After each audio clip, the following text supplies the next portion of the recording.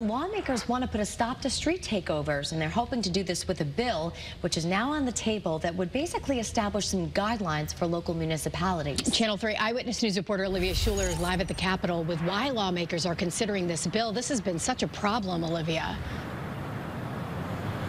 Yeah, definitely, Caitlin. Street takeovers, they're often a really dangerous activity. They consist of people and cars blocking off streets, exits, even local businesses. And in 2023 alone, there were 2 situations in which people used fireworks to get away from police. Now, lawmakers, they're putting their foot down. They want to do something about it.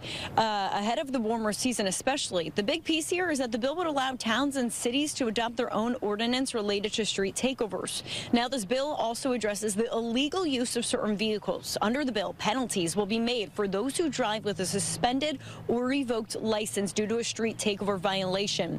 The bill will also establish a grant program to provide funds to cities or towns to enforce street takeover laws and laws related to illegal use of certain vehicles. Now, at 10 o'clock this morning, lawmakers involved with the Judiciary Committee will be meeting here at the Capitol to discuss this possible bill. We're live this morning in Hartford. Olivia Schuler, Channel 3 Eyewitness News.